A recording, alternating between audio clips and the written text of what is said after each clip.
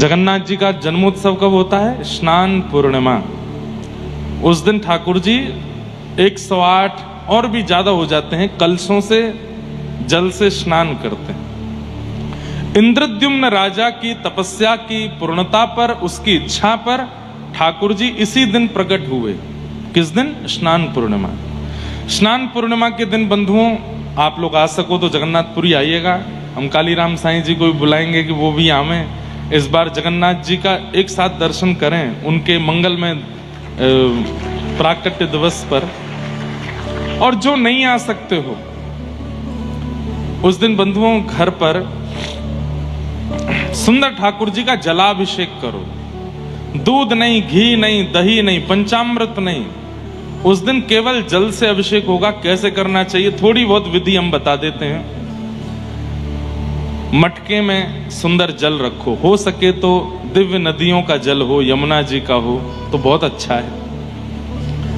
यमुना जी का जल, हमारे लाल जी के लिए यमुना जी का जल आता है। कटा पत्थर एक स्थान है उत्तराखंड में, जहां श्री यमुना जी पहली बार पृथ्वी पर आती हैं हिमालय से। इतना शुद्ध सात्विक कांच जैसा जल है वहां पर। वहीं से जल पहुंचेगा जगन्नाथपुरी, तो वहीं से आता हर वर्ष। रात्रि में उस जल को मटके में रखो, जल में बढ़िया इलायची पीस करके और छान करके बहुत बारीक बारीक उसके दाने जल में पधराओ। खूब शुद्ध बढ़िया वाली केसर जल में पधराओ। एक कपूर जैसी एक सामग्री आती है, उसको खाया जाता है, उसको कहते हैं ब्रास। वो मिल जाए तो परचूने की दुकान पे मिलता है। थोड़ा सा ब्रास ले आओ, बहुत थोड़ा सा पीस करके वो भी उस जल में डाल दो। उसके बाद चंदन घिस करके, खूब सारा चंदन घिस करके भी उसमें डाल दो। फिर गुलाब की पत्तियां, मोगरे के पुष्प, ये मोगरा तो नहीं है, मोगरा यहीं कहीं, हाँ भागवत जी पर धारण है, मोगरा का पुष्प श्वेत, वो डाल दो। कुछ भी आर्टिफिशियल सामान नहीं, इत्र वगैरह कुछ नहीं डालना है उसमें। तो क्या क्या डालना है? इलायची डालो, केसर डालो और ब्रास डालो, चंदन घिस करके डालो, मोगरे का पुष्प और गुलाब का पुष्प। ये भर करके खूब 2-4 मटकों में भर करके मटके को ऊपर सुंदर मलमल के वस्त्र, श्वेत वस्त्र से ढक दो। उसके बाद उन मटकों का श्रृंगार करो। क्यों? श्री यमुना जी के भाव से। ये यमुना जी, और जहां आपके ठाकुर जी विराजते हैं वहीं उन मटकों को ठाकुर जी के पास विराजमान करो। रात्रि में ठाकुर जी और श्री जी यानी कि यमुना जी का रास विहार होगा। रास विहार होता है, या तो कूलर, बढ़िया ठंडा कूलर हो, या तो एसी हो, चालू रखिएगा पास में। ये जो स्नान पूर्णिमा आती है 9 तपा के दिनों में आती है। सबसे भयंकर गर्मी होती है 9 दिन की, उन्हीं के बीच में स्नान पूर्णिमा होती है। रात्रि भर वो जल इतना ठंडा हो जाएगा, इतना ठंडा हो जाएगा, सुबह सुबह महाराज वो पूरा जो कक्ष है वो महक से गमक उठेगा। उसकी महक नहीं जाएगी कम से कम 10 दिनों तक, केसर की, इलायची की। इतना अच्छा लगेगा, ऐसा लगेगा ठाकुर जी बैठे हैं प्रत्यक्ष। फिर उसके बाद सुंदर पात्र लो, पात्र लेकर के ठाकुर जी को केवल एक कौपीन, एक लंगोटी पहनाओ और कुछ नहीं, और बढ़िया धीमे धीमे उस जल से स्नान कराते रहो। पद गाओ, स्तुतियां गाओ और खूब देर तक ठाकुर जी को नहवाते रहो।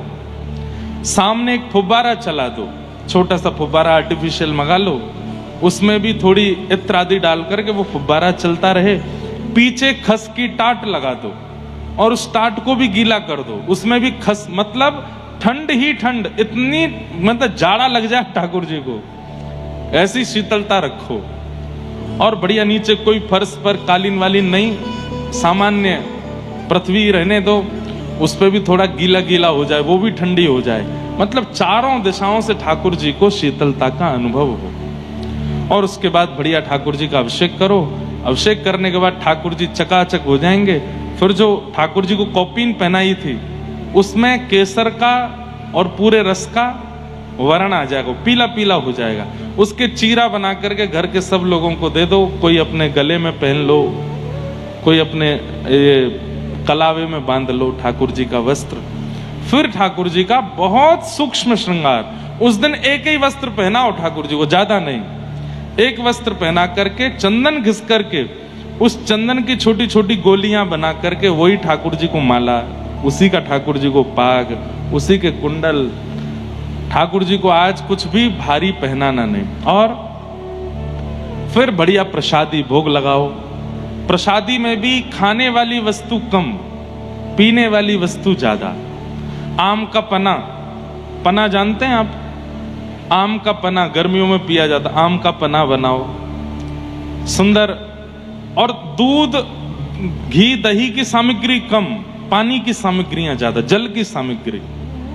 ऐसी सुंदर सुंदर बढ़िया 3-4 प्रकार के पीने के आइटम बनाओ। आइटम नहीं बोलना चाहिए। ठाकुर जी के लिए बढ़िया प्रसादी सिद्ध करो। और आप लोगों को जो बढ़िया लगे रुचिकर वो बना के ठाकुर जी को पवाओ। फिर ठाकुर जी का प्रसादी जल सब में वितरण करके उसको पान करो। वो जल ऐसा होना चाहिए जो पान किया जा सके, ठाकुर जी को अर्पित किया जा सके। ऐसे करके स्नान पूर्णिमा अपने घर पर मनाइए। और उस दिन जरूर गाइएगा क्या? जगन्नाथ चक्कानैन नीलाचल वारे, तू न संभाले तो कौन संभाले। हो तू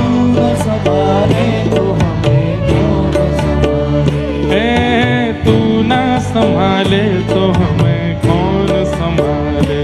हो तू न संभाले तो हमें कौन। आओ हे जगन्नाथ चक्कानैन, जगन्नाथ चक्कानैन नीलाचल वारे, तू न संभाले तो कौन संभाले।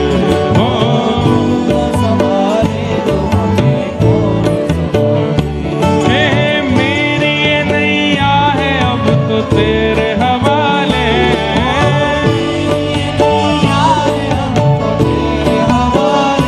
हाँ मेरी नैया है अब तो तेरे हवाले।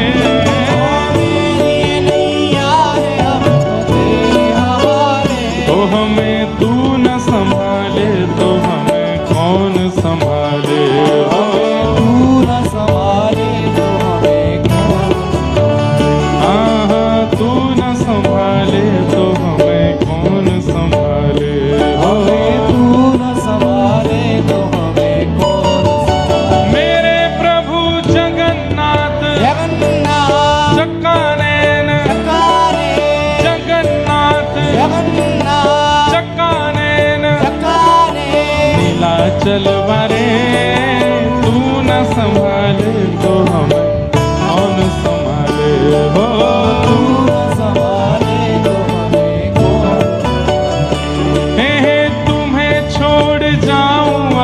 किसके दुआरे, तुम्हें छोड़ जाऊं अब मैं किसके दुआरे। तुम्हें छोड़ जाऊं अब मैं किसके दुआरे। तुम्हें छोड़ जाऊं अब मैं किसके दुआरे। तो हमें तू न संभाले तो हमें कौन संभाले। तू न संभाले तो हमें कौन।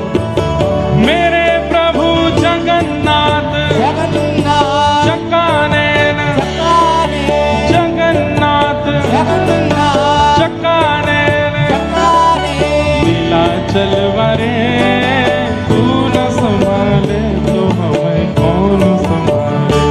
ओ तू न संभाले तो हमें कौन संभाले। हे बलभद्र सुभद्रा संग आप विराजे, बलभद्र सुभद्रा संग आप विराजे। हे बलभद्र सुभद्रा संग आप विराजे, बलभद्र सुभद्रा संग आप विराजे। हे मंदिर के शिखर नील चक्र विराजे। हो मंदिर के शिखर नील चक्र। मेरे प्रभु जगन्नाथ चक्कानैन, जगन्नाथ चक्कानैन, जगन्नाथ जी की तरह। ओहो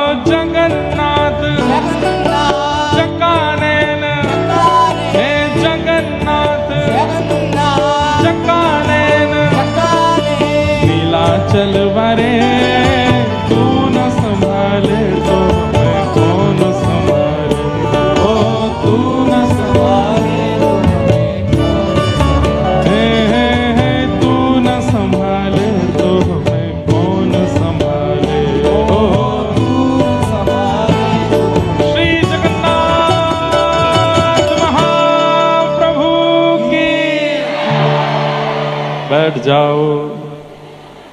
तो स्नान पूर्णिमा पर महाप्रभु जगन्नाथ जी का ये पद भी गाइएगा। ठाकुर जी को खूब चकाचक नवावे के बाद, भोग प्रसाद लगाने के बाद, उसके बाद फिर जगन्नाथ जी को याद कीजिएगा।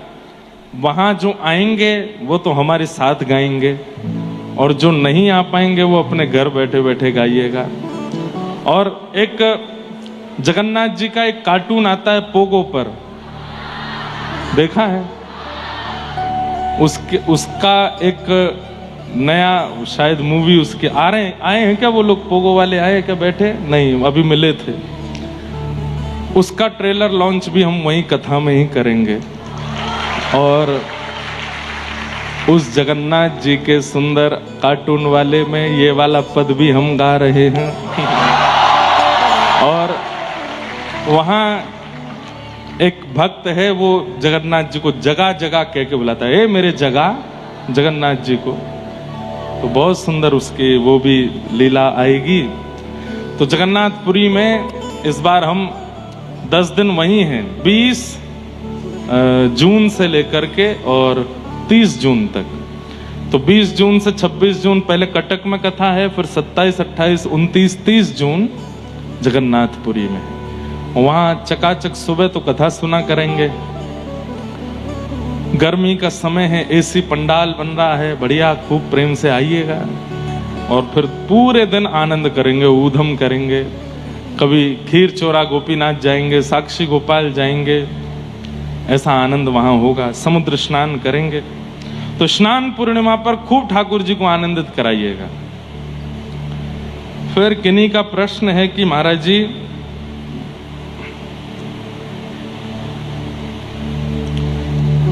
सच्ची शरणागति और केवल मजबूरी में भगवान को याद करने में क्या अंतर है? कितना बड़ा अंतर है।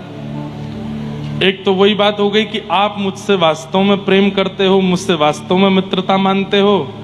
लेकिन एक वो तरीका है कि भाई पिताजी ने कहा है कि इनकी कथा नहीं सुनोगे तो रोटी नहीं मिलेगी। कितना बड़ा अंतर है। स्वार्थ और वास्तविकता का है ये। तो कैसे पहचाने कि भीतर वास्तविक समर्पण बढ़ रहा है या नहीं? वास्तविक समर्पण में कुछ चाहिए नहीं। जहां चाह हो, उम्मीद हो, इच्छा हो, रिक्वायरमेंट्स हो, वो वास्तविक नहीं है। जहां पर ठाकुर जी से इतनी भी चाह है कि नाथ मेरे इस कष्ट को समाप्त कर दीजिए, वो भी पूर्ण समर्पण नहीं है। जैसे राखो तैसे रहूं, जैसे राखो तैसे रहूं, ये है पूर्ण समर्पण। हमें आपसे कुछ शिकायत नहीं है नाथ, राजी रहो, आप बस राजी रहो। मैं अपने मुख से कुछ नहीं बोलूंगा, आप बस राजी रहो, प्रसन्न रहो। एक कृष्णदास नाम के बहुत भक्त हुए हमारे व्रज में। एक सिद्ध श्री कृष्णदास थे, सिद्ध कृष्णदास। सिद्ध कृष्णदास बाबा ये बहुत कम अवस्था में, 14-15 वर्ष की अवस्था में वृंदावन आ गए। और वृंदावन आकर के इन्होंने संत महात्मा साधुओं से बस थोड़ी नाम दीक्षा ले ली और यमुना जी के तट पर बैठ करके भजन करने लगे। लेकिन इनका मन नहीं लगा। क्यों? दर्शन करने की बड़ी इच्छा होती थी। और उस समय वृंदावन में गोविंद देव जी प्रकट हुए थे, पर मुगलों के आक्रमण के कारण गोविंद देव जी जयपुर चले गए थे। बहुत ध्यान से सुनना। तो श्री सिद्ध कृष्णदास बाबा 15-16 वर्ष की अवस्था में इन्होंने कहा गोविंद देव जी नहीं है यहाँ पर, मैं क्या करूं? तो ये भी जयपुर चले गए। और जयपुर जाकर के वहीं गोविंद देव जी के मंदिर में जाके पुजारी जी से कहा मुझे कुछ सेवा दे दो, मैं बस दर्शन करूंगा, भजन करूंगा, सेवा करूंगा। ऐसे ही पूरा जीवन व्यतीत करना है। 15 साल का बालक। तो पुजारी जी ने इनको एक सेवा दे दी। मंदिर में ये सेवा करते, दर्शन करते, प्रसाद पाते और भजन करते। बस यही इनका काम। बहुत ध्यान से सुनिएगा बंधु। 15 वर्ष 16 वर्ष की अवस्था में गोविंद देव जी मंदिर गए। केवल प्रसाद, दर्शन और भजन यही करते हैं, कहीं बाहर भी नहीं जाते मंदिर से। 10 वर्ष हो गए। जब इनकी अवस्था हुई 26 वर्ष की, तो 26 वर्ष की अवस्था में धीरे धीरे इनको क्रोध आने लगा। और शास्त्राज्ञा करते हैं कि क्रोध प्रकट रूप है किसका? काम का। यदि किसी व्यक्ति को भयंकर क्रोध आ रहा है तो इसका मतलब है कि उसके अंदर काम भी है। काम कई बार प्रकट नहीं होता, और हमारे भारत की तो परंपरा भी ऐसी है कि काम छुपाते हैं लोग, लेकिन काम अपना दूसरा रूप दिखा देता है। क्रोध, छोटी छोटी बात पर गुस्सा आ जाता है, दांत कसकसाने लगते हैं, चिल्लाने लगते हैं, गालियां देने लगते हैं, मारपीट तक उतर आते हैं, छोटी छोटी बात पर तबाही मचा देते हैं। इसका मतलब है वो व्यक्ति के अंदर काम भी बहुत है। तो जब इनके अंदर क्रोध प्रकट होने लगा, अब मंदिर में दर्शनार्थी आते, उनसे लड़ लेते, कभी चिल्ला देते, कभी गुस्सा करते। फिर ये अपने आप सोचते मुझे इतना क्रोध क्यों आ रहा है। एक रात्रि तो ऐसा हुआ कि इनको काम का अनुभव भी हो गया। दूसरे दिन सुबह उठकर के इतनी चिंता में पड़ गए कि मैं पिछले 10 वर्ष से गोविंद देव जी की शीत प्रसादी पाता हूं, एकादशी व्रत करता हूं, केवल दर्शन करता हूं, मंदिर में सेवा करता हूं, फिर मुझ में काम और क्रोध क्यों प्रकट हो रहे हैं। बहुत ध्यान से सुनने वाली बात है। मैंने एक दिन भी किसी व्यक्ति के हाथ का कुछ नहीं पाया, बाहर कभी मैं गया नहीं, किसी को नजर उठा के देखता नहीं, गोविंद देव जी का प्रसाद पाता हूं, भजन करता हूं, दर्शन करता हूं, फिर मुझ में काम क्यों आ रहा है, क्रोध क्यों आ रहा है। तब इन्होंने कई महापुरुषों से पूछा, लेकिन कोई भी उत्तर नहीं दे पाया। तब इनको एक विद्वान ने कहा कि आप कामवन जाओ और वहां जय कृष्ण दास बाबा विराजते हैं, उनसे जाके इसका समाधान पूछो।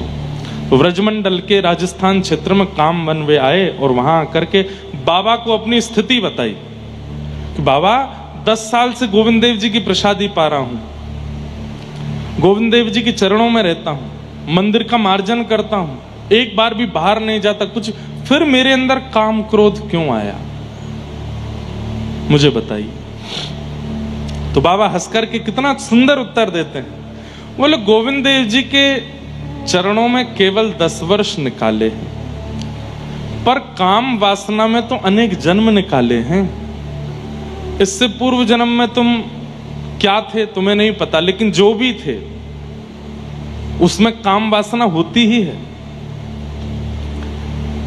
आहार निद्रा भय मैथुनम च, ये आहार भोजन, निद्रा नींद, भय डर और मैथुन यानी कि वही सब विषय भोग, ये सबके जीवन में होता है। चाहे वो चींटी हो, चाहे वो पक्षी हो, चाहे वो जानवर हो, चाहे वो मछली हो, चाहे वो 84 लाख योनियों की सब योनियों में, वही सब 4 चीज मानवों में भी हैं। लेकिन मानवों में एक चीज एक्स्ट्रा है जो उनके पास नहीं है। क्या? भगवत भजन करने की सामर्थ्य, भगवत प्राप्त करने की सामर्थ्य।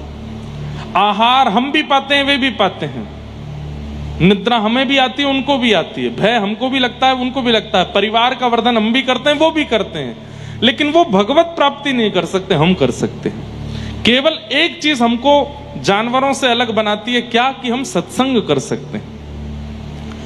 तो जय कृष्ण दास बाबा ने सिद्ध कृष्ण दास बाबा को समझाया कि 10 वर्ष गोविंद देव जी की शरण में हुए हैं, पर अनेकों पूर्व से पूर्व जन्म तो काम क्रोध में निकले हैं ना, वो काम कैसे चला जाएगा इतने आसानी से। तब उदाहरण के रूप में उन्होंने एक बात कही कि कोई हरे भरे वृक्ष के पेड़ को काट करके और उसको पानी में डाल दिया जाए और फिर उसके बाद चूल्हे में लगा दिया जाए, आग लगेगी?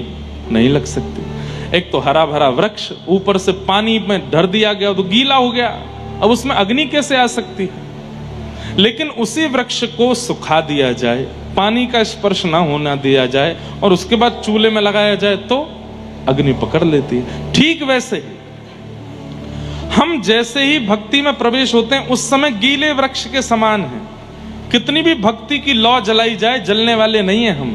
तब क्या किया जाए? बोले एकादशी व्रत निष्ठा से करते हुए खूब सत्संग करो, खूब कथाएं सुनो। कथाएं सुन करके गिरिराज जी की परिक्रमा, वृंदावन की परिक्रमा, तीर्थ यात्राएं ऐसे करते करते अपने उस आत्मा को सुखाओ। उसके अंदर जितने भी वो तरल पदार्थ हैं उनको सुखाइए।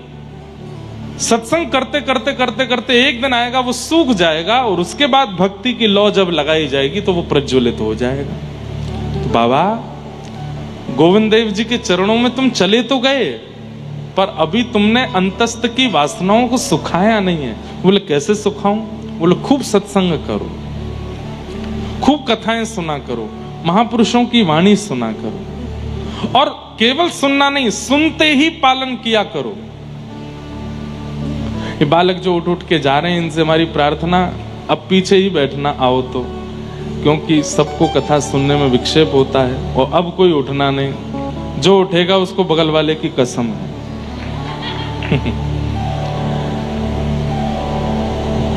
एक तो सबसे आगे बैठे फिर उठ के जा रहे हैं, तो पीछे बैठना चाहिए था। क्या बता रहा था मैं? क्या बता रहा था? कहां था? हाँ, सत्संग करके तन को सुखाओ। तब उन बाबा ने खूब सत्संग किया, और सत्संग करते करते करते करते करते ब्रजमंडल में ही एक गांव में रहने लगे।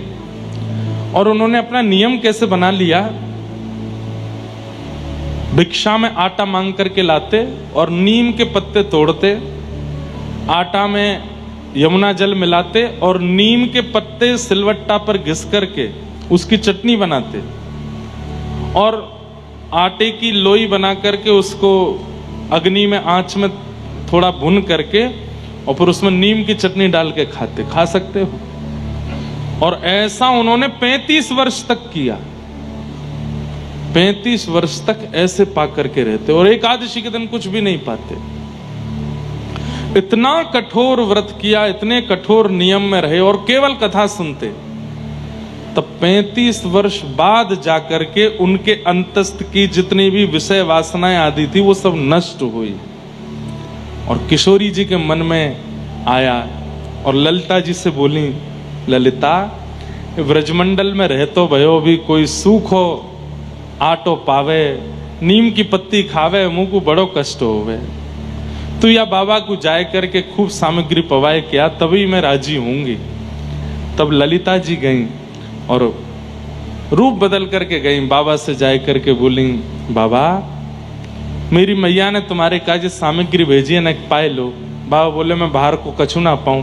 तो फिर उन्होंने कहा मैं श्री जी को भोग लगाए के लाई हूं। ये सुनते ही तो बाबा प्रसन्न हो गए। बाबा की नेत्रों की ज्योति जा चुकी थी इतने कठोर व्रत करने से। ललिता जी बोली, बाबा तुम्हें दिखाना है? बोले ना। बोले मैं अपने घर में काजल बनाऊं, लगा दूं आंखन में? बोले लगाए दो। जैसी आंखन में लगाई, बोले खोलो। खोल करके देखा तो आपको स्पष्ट दिखने लगा, लेकिन ललिता जी अंतर ध्यान हो गई। तब आप बहुत रोए, समझ गए कि किशोरी जी कृपा कर रही हैं, पर आ क्यों नहीं रही हैं सामने। तब कालांतर में आगे फिर लंबा चरित्र है उनका। फिर यही गोवर्धन में मानसी गंगा में रहे, और फिर वहां जाकर के समय आने पर इनको किशोरी जी का अनुभव हुआ। सोचो, इन कथाओं को सुनकर के मुझे कभी कभी लगता है कि हमें मिलेंगी श्री जी, हमें मिलेंगे ठाकुर जी, हम पर कृपा करेंगे कभी ठाकुर जी। हमारे अंदर तो सब है। भजन करके नष्ट करना भी हो तो भजन भी कौन सा हम अच्छे से करते हैं, नाम जप भी कौन सा अच्छे से करते हैं। मैंने खुद पे अनुभव किया। अभी हम दत्त धाम में थे, महाराज जी ने नियम दिया 5000 मंत्र रोज करने हैं। करता था तो करते करते कभी कभी झपकी आ जाती, तो फिर अपने आप को उठाते, आंखों पे पानी डालता, फिर करता। झपकी क्यों आ रही है? क्योंकि अभी मिलन की उतनी उत्कंठा नहीं है, इसलिए झपकी आ रही है। मन में खुद पे विचार होता था। फिर करते करते करते करते कभी कभी माला हाथ से छूट जाती थी। तो नियम तो ऐसा है कि हाथ से माला छूट जाए तो फिर दोबारा से शुरू करो, पर हम इतने चतुर, मैं अपनी ही बात बता रहा हूं, किसी और की नहीं। हम नीचे से यूं करते, वहीं से जहां यहीं से पकड़ लूं, पकड़ के कर लूं, अब दोबारा से शुरू से करना पड़ेगा। हमको इतना भार क्यों लग रहा है? क्योंकि अभी मिलन की उत्कंठा नहीं बढ़ी। ये खुद चिंतन में आया और उस दिन हमने गोदावरी जी से प्रार्थना करके कहा कि ऐसे ऐसे अगर मन में भाव हैं तो मैं जप ही नहीं करूंगा। मेरे को निद्रा की इच्छा हुई क्यों, या मेरे हाथ से माला छूटी तो मैंने ऐसा क्यों नहीं सोचा कि मैं शुरू से करूं, बीच से क्यों? ये उत्कंठा क्यों नहीं आ रही? इतनी कथा गाने के बाद भी उत्कंठा नहीं आ रही, इतनी लाल जी की सेवा करने के बाद भी उत्कंठा नहीं आ रही, इतना वृंदावन में रहने के बाद वृंदावन वृंदावन। आप लोग तो चलो 7 दिन के लिए हम आए तो राधा राधा बोल रहे हो, वृंदावन वृंदावन बोल रहे हो। हम तो, हमारा तो काम यही है, दिन रात कोई मिलने भी आता है तो राधे राधे बोलता है, दिन रात किशोरी जी का नाम गाते हैं, वृंदावन का नाम गाते हैं, जगह जगह कथाएं करते हैं, वृंदावन का यश गाते हैं, लाल जी की, फिर भी मन में वो उत्कंठा क्यों नहीं आ रही है? तब ये चरित्र पढ़ा और उस चरित्र से लगा कि अभी तो बहुत सुखाना है, अंदर वो तरल पदार्थ है जो अग्नि को पकड़ नहीं पा रहा है भक्ति की, और वो तरल पदार्थ कैसे जाएगा? खूब सत्संग करके जाएगा। और सत्संग करने का मतलब बैठ के सुनना नहीं, सुनते ही पालन करना। तो हमने नियम क्या बनाया? अभी गृहस्थाश्रम में है, परिवार में है, इतने ज्यादा नियम तो नहीं ले सकते, पर जो भी कथा भक्तमाल जी की, भागवत जी की, मानस जी की पढ़ते हैं, उसमें से जो पालन हो सकती है उसी समय पालन होनी चाहिए, उसी समय लगनी चाहिए, उसी समय से करनी है। धीरे धीरे धीरे धीरे कई अवगुण थे, सबको धीरे धीरे छोड़ते जा रहे हैं, सब धीरे धीरे शांत करते जा रहे हैं। अब बताने वाली बात नहीं, हमारे दत्त धाम वाले महाराज जी ने इतना बड़ा फोन गिफ्ट किया हमको, कीपैड वाला इतना बड़ा है वो। हमने निर्णय कर लिया है कि कुछ दिन बाद हम एंड्रॉयड फोन ही बंद कर देंगे, वही चलाएंगे, कीपैड वाला। इतना बढ़िया प्यारा सा फोन है, छोटा सा, उसमें फेसबुक वगैरह कुछ नहीं चलता, लेकिन धीरे धीरे करो, पर करो जरूर। हम धीरे धीरे कर रहे हैं क्या? विषयों की तरफ भाग रहे हैं। धीरे धीरे उनसे बच के आगे निकलो। गृहस्थ आश्रम में भी हैं तो गृहस्थ आश्रम का निर्वहन भी इस भाव से करो कि यह वंश भी आगे बढ़े तो भगवत भक्तों से ही बढ़े। हमारे घर में धन कमाने वाला या ऐश्वर्य कमाने वाला बालक हो, हे श्री जी आपकी कृपा से, लेकिन उससे भी ज्यादा आपके नाम को कमाने वाला, आपके यश को कमाने वाला बालक हो, ऐसी भावना। तो थोड़ा थोड़ा सुखाई अंदर से, ये अभी गीला है मन, इसलिए भक्ति की लौ इतनी जलाई जाती फिर भी नहीं जलता। ये प्रज्वलित हुई मीराबाई, आज तक प्रज्वलित हैं। प्रज्वलित हुए श्री सूरदास, आज तक प्रज्वलित हैं। प्रज्वलित हुए जना भाई तुकाराम नामदेव, आज तक प्रज्वलित हैं।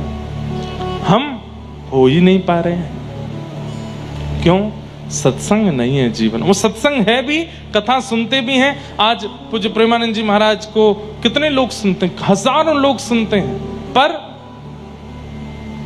उनकी सब सुनते हैं, पर मानता कोई नहीं है। करते वही हैं जो मन चाहता है, करते वही हैं जो बुद्धि चाहती है। मतलब क्या है, हम लोगों की स्थिति ऐसी होगी, कैप्चर तो कर रहे हैं पर लागू नहीं कर रहे हैं, लागू नहीं कर रहे हैं। और ऐसे लोगों को आपने देखा है जो इकट्ठा करते जाते हैं, बस इकट्ठा ही करते जाते हैं, लगाते कहीं नहीं है। ऐसे लोगों को ही लोभी कहा जाता है, जो इकट्ठा तो बहुत करते हैं पर उसका प्रयोग नहीं करते, उसको लगाते नहीं है। जैसे छोटे बच्चों में, हम लोग भी जब छोटे थे, पेन इकट्ठे करने की, ये भी पेन हमारे पास, ये वाला पेन भी हमारे पास, मीटर वाला पेन आता था, उसमें मीटर चलता था, वो भी मीटर वाला पेन तो आया, पर 10 से ऊपर उसके कभी मीटर गया ही नहीं, लिखते ही नहीं थे। तो संग्रह करने की स्थिति तो हमारी बन गई है, पर प्रयोग करने की स्थिति हमारी नहीं बन पा रही, इसलिए भगवत दर्शन हो नहीं पा रहा है। यदि लालसा है, अगर उनसे मिलने की दिल में तमन्ना, अगर उनसे मिलने की दिल में तमन्ना, दिल में तमन्ना अगर उनसे मिलने की, दिल में तमन्ना करो शुद्ध अंतः करण धीरे धीरे, जो करते रहो भजन धीरे धीरे, तो मिल जाएगा राधा रमण धीरे धीरे। धीरे धीरे करो, कोई जल्दीबाजी नहीं है, पर करो। अंतःकरण शुद्ध करने के प्रयास भी करते रहो। माधवदास जी का चरित्र आता है। श्री जगन्नाथ प्रभु के परम भक्त श्री माधवदास, आप 24 वर्ष की अवस्था में पहली बार जगन्नाथपुरी गए थे। 24 वर्ष की अवस्था में। पहले सतगृहस्थ थे, पत्नी बच्चे सब थे, पर बालक को जन्म देते देते पत्नी पधार गई। आप और ज्यादा परेशान हो गए कि अब इस बालक की रक्षा कौन करेगा। तभी आपने देखा एक वृक्ष के ऊपर से एक अंडा नीचे गिरा और आप देख रहे थे, और वो अंडा जैसे ही नीचे गिरा तो नीचे आकर के सूखे पत्तों के ढेर में गिरा और अंडे का कुछ भी नहीं बिगड़ा। तब माधवदास जी बोले, इस अंडे में विराजमान बालक, उसकी मां भी नहीं है इस वक्त यहाँ पे, पिता भी नहीं है, लेकिन उसका जीवन है, तो इतनी ऊंचाई से गिर के भी वो बच गया। हम कैसे कह सकते हैं कि किसी व्यक्ति की रक्षा हम करेंगे? सबकी रक्षा ठाकुर जी करते हैं। जिसका जितना जीवन है उतना वो जिएगा जिएगा जिएगा।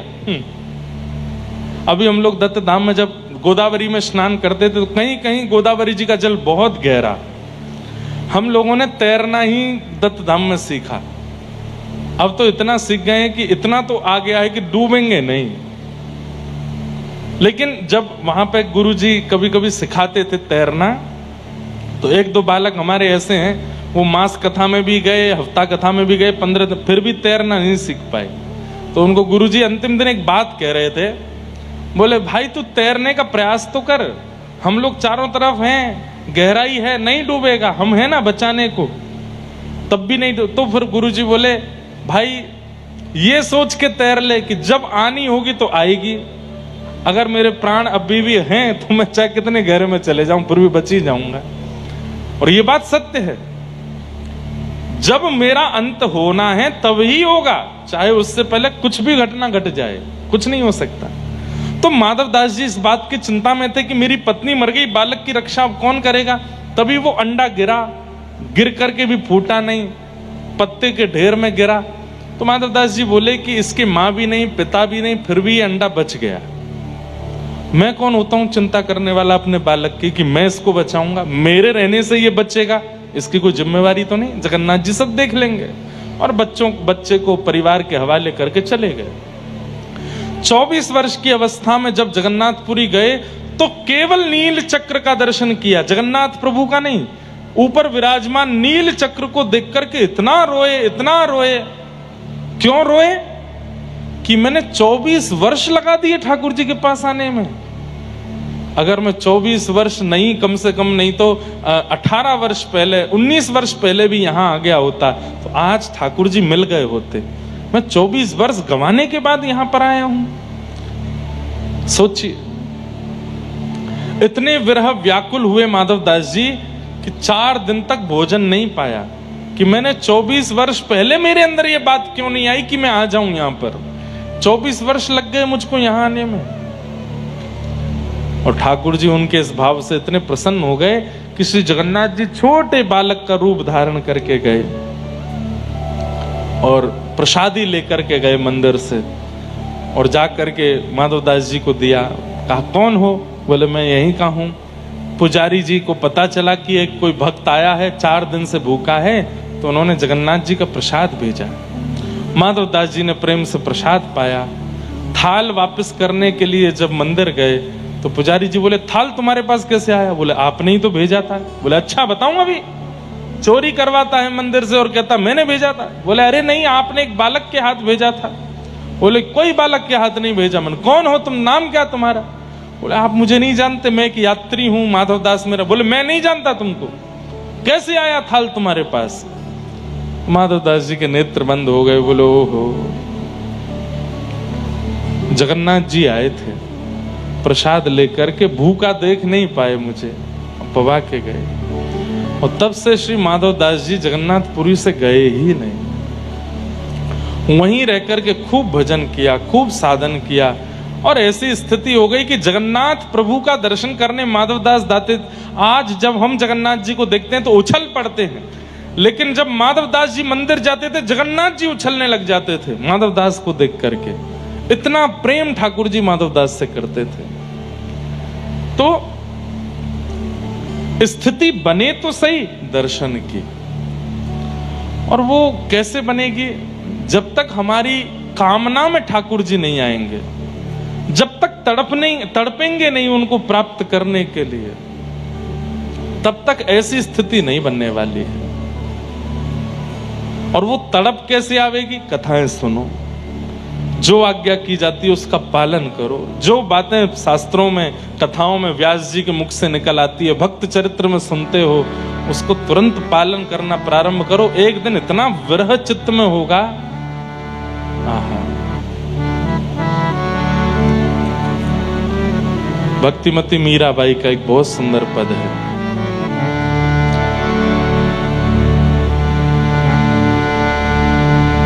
दर्श बिन दुखन लागे, दर्श बिन दुखन लागे, दर्श बिन दुखन लागे, दर्श बिन दुखन लागे।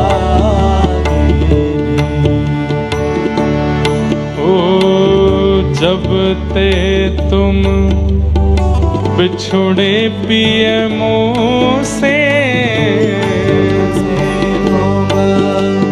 बिछुड़े पिए मुँह से, एक पल आयो नाचे, एक पल आयो नाचे,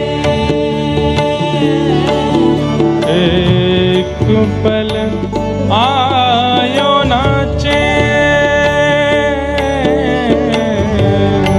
पल आयो नाचे। दरस बिन दुखन लागे, दर्श बिन दुखन लागे, दरस बिन दुखन लागे, दर्श बिन दुखन लागे, दरस बिन दुखन लागे, दर्श बिन दुखन लागे। और क्या कह रही हैं भाई साहब?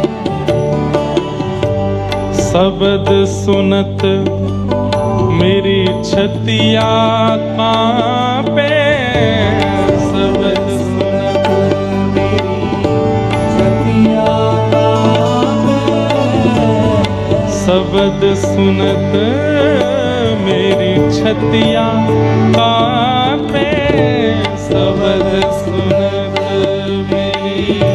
छतिया कांपे। किसी ने कहा तो फिर मत सुना करो। कृष्ण नाम सुनकर के, कथा सुनकर के हृदय यदि इतना तुम्हारा विचलित होता है तो मत सुना करो। ऐसी जगह जाके बैठ जाओ जहां कोई भगवान नाम ना गाया जाता हो। भाई साहब बोली कैसे रहूं? क्यों? मीठे लागे बे, मीठे लागे हो एक टक टकी पंथ निहारूं, एक टक टकी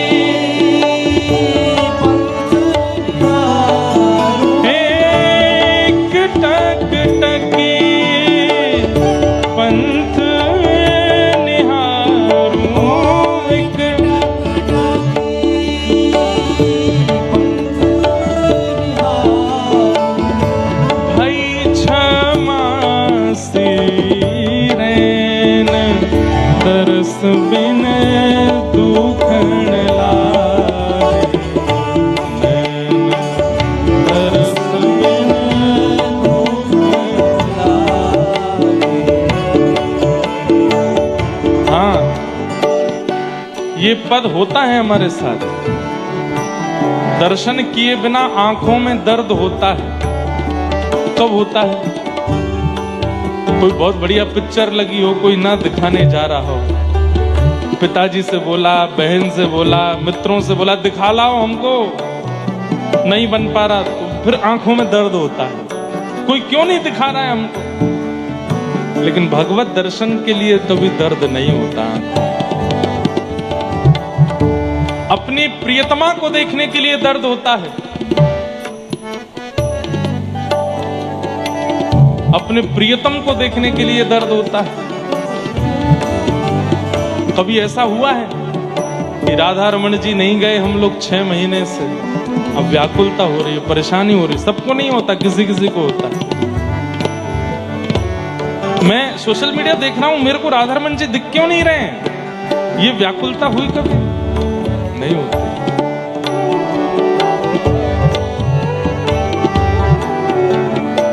हमारे परिकर के एक भैया अभी आ रहे थे बंबई से मेरे साथ गाड़ी में, तो अपनी होने वाली प्रियतमा से बात करते आ रहे थे। उनको लगा महाराज जी सो गए हैं, पर मैं जाग रहा था।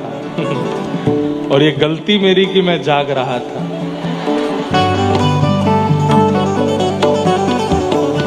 वो धीमे धीमे फोन पे गा रहे हैं, एक नदी के 2 किनारे, नाम नहीं बताऊंगा कौन थे।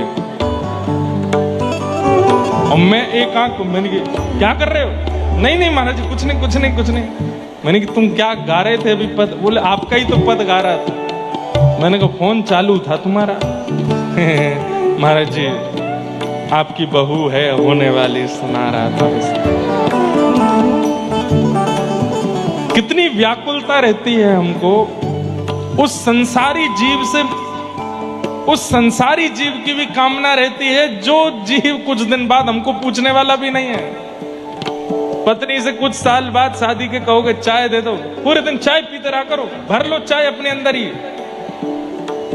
मेरे पे और कोई काम नहीं है, चाय चाय चाय चाय चाय। कुछ दिन बाद ऐसे बोलने वाली है वो। लेकिन ठाकुर जी कभी नहीं बोलेंगे, श्याम सुंदर कभी नहीं बोलेंगे। श्याम सुंदर तो सदा, श्याम सुंदर सदा हमको प्यारे रहे, हम उन्हीं के रहे, वो हमारे रहे। श्याम सुंदर सदा हमको प्यारे रहे, हम उन्हीं के रहे, वो हमारे रहे। तो वो व्याकुलता जो मीराबाई के पद में आप सुन रहे हैं ना, कई लोगों को लगता है कि कैसे हो सकता है ठाकुर जी के प्रति इतनी व्याकुलता तो आनी होती है। संसार के लोगों में जब हो सकती है, संसार की वस्तु में जब हो सकती है, तो ठाकुर जी में क्यों नहीं? ठाकुर जी जरूरत बने नहीं है इसलिए ठाकुर जी में नहीं होती। संसार जरूरत बन गया है इसलिए हो जाती है। मीराबाई कह रही विरह विथा कासों कहूँ सजनी, विरह विथा कासों कहूँ सजनी, भई क्षमासी रे, भई क्षमासी रे। ओ मीरा के प्रभु कबहु मिलो,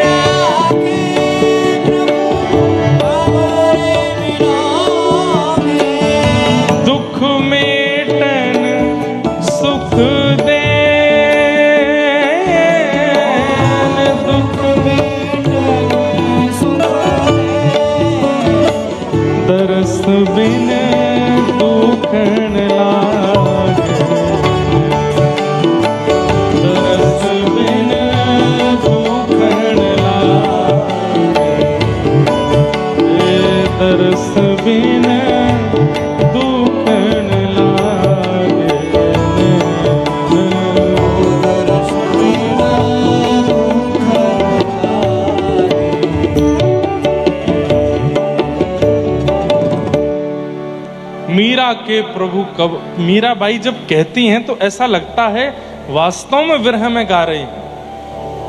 मीरा के प्रभु कबहु मिलोगे, मीरा के प्रभु कब मिलोगे, दुख मेटन सुख देन,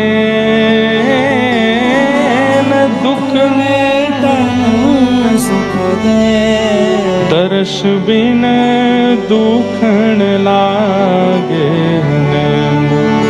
दर्श बिन दुख लागे।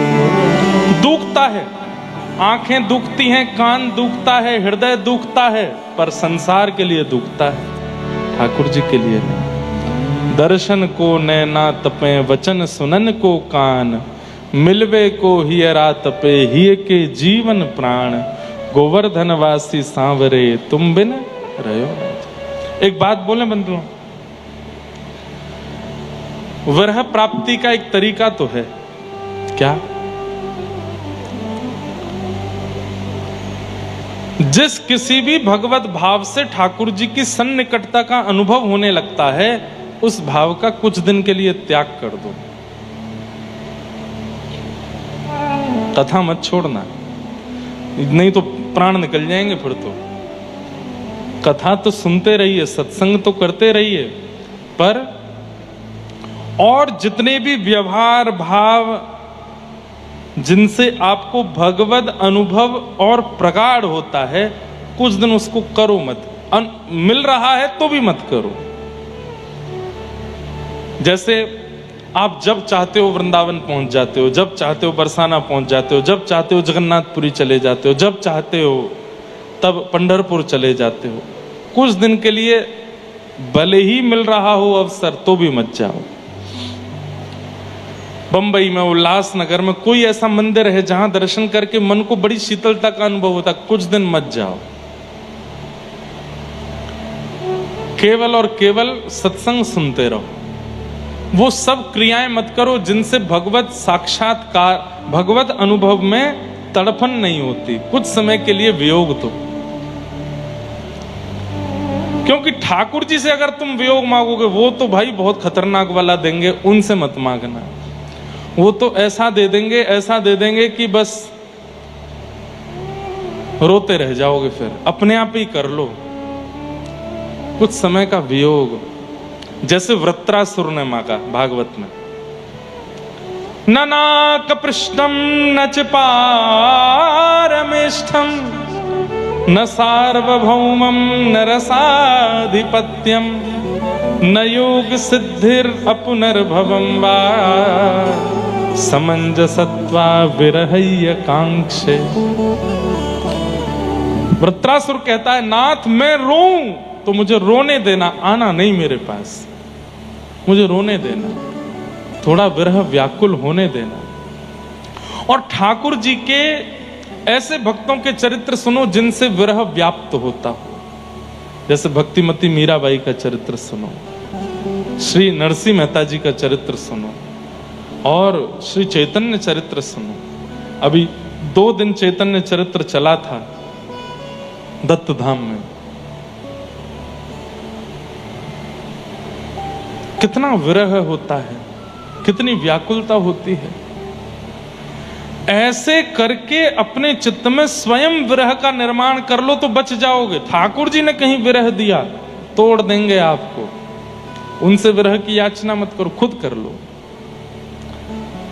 तो 2 तरीके हैं अपने चित्त को भगवत भक्त बनाने के। या तो जैसे सिद्ध कृष्णदास बाबा ने बहुत तप करके, साधन करके, रूखी रोटी खा के, नीम के पत्ते खा के, एकांत में रह के भजन करके किया, या तो वो है तरीका। या फिर दूसरा तरीका अटपटा है, रुदन। जितना विरह उतना चित्त शांत होगा, उतना चित्त एकाग्र होगा, उतना चित्त ठाकुर जी के अनुकूल बनेगा। पर विरह आज है नहीं भक्तों में, बहुत सरल हो गया, बहुत सहज हो गया। प्रयास कीजिए कि वह विरह, हमको तो विरह बहुत दे रखा है ठाकुर जी ने, महीना महीना 2-2 महीना वृंदावन जाने को नहीं मिलता। जन्म वृंदावन का, परिवार वृंदावन का, सब परिवार वृंदावन में रहता है, पर हमारी कथा सुन के हजारों वृंदावन जा रहे हैं, हमको ही नहीं मिल रहा वृंदावन। इतना ठाकुर जी अपने आप विरह वियोग दे देते हैं। शायद इसीलिए कथाओं में इतने भाव प्रकट हो जाते हैं, क्योंकि वियोगी चित्त है, तो विरह दो। सूत जी महाराज कहते हैं, सबई पुंसाम परो धर्मो यतो भक्तिर अदोक्षजे अहैतुक्य प्रतिहता ययात्मा संप्रषेदति। सभी प्राणी मात्र का परम धर्म क्या है? यतो भक्तिर अदोक्षजे, अदोक्षज भगवान की अहैतुकी भक्ति करना। अहैतुकी भक्ति किसे कहते हैं? कैसी भी परिस्थिति आ जाने पर उस भक्ति का त्याग ना करना। कैसी भी परिस्थिति आ जाने पर उस भक्ति का त्याग ना करना। जैसे कुम्मन दास जी का एक बहुत प्रसिद्ध चरित्र मैं कहता हूं कथा में, कि उनके एक पुत्र की मृत्यु हो गई, 7 पुत्र थे। तो जैसे कुम्मन दास जी को पता चला कि मेरे एक पुत्र की मृत्यु हुई, तो कुम्मन दास जी बेहोश होकर गिर पड़े। नगरवासी, ग्रामवासी सब लोग बोले, अरे राम राम राम, इतने बड़े भजनानंदी साधक और केवल पुत्र के मरने की खबर सुन के बेहोश हो गए। काय बात का भजन किया इन्होंने, काय बात का साधन किया, अपने पुत्र का मोह नहीं निकाल पाए चित्त से।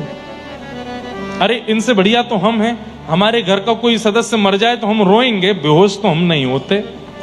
इतना बड़ा भजन साधक कुम्मन दास, और पुत्र की मृत्यु की बात सुन के मूर्छित होकर गिर पड़ा।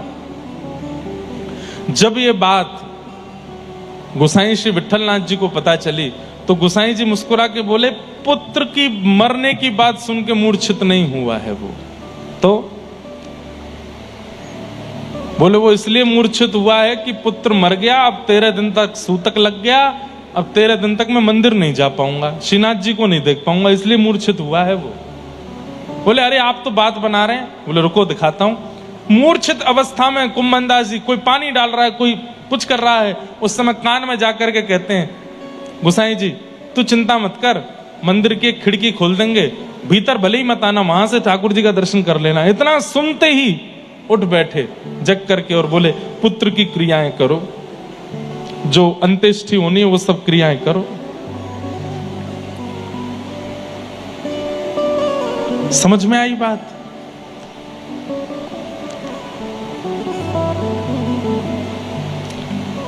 कैसे कैसे प्रेमी हैं ठाकुर जी के। पुत्र मर गया फिर भी भगवत प्रेम कम नहीं हुआ। हमारे महाराष्ट्र में गौरोबा काका जो मटका बनाते थे मिट्टी का, और उनका छोटा सा बालक पैरों के नीचे आ गया। कथा सुनी है आपने? गौरोबा काका,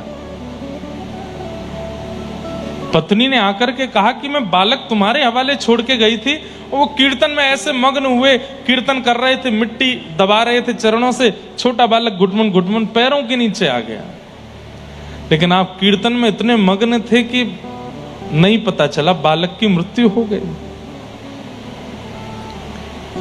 लेकिन भगवत भक्ति नहीं छोड़ी, ठाकुर जी का भजन नहीं छोड़ा। कई संसारवादी लोग मेरी इस बात को कह करके, बात को सुन करके बहुत प्रोपेगेंडा बना सकते हैं। कैसी बातें कर रहे हो आप? आपके साथ ऐसा हो जाए तो आप सह लोगे?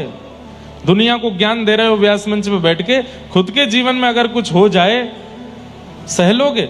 हमसे तो सहने की पूछना ही मत, हम बहुत सह लेते हैं और बहुत सहना जानते भी, इससे ज्यादा भी सह सकते हैं ठाकुर जी की कृपा से। अभिमान में नहीं बोल रहे हैं, लेकिन बात यहां चल रही है कि चाहे जैसी परिस्थिति आ जाए, चित्त में वह प्रेम नहीं घटना चाहिए जो ठाकुर जी के प्रति है, वो नहीं घटना चाहिए।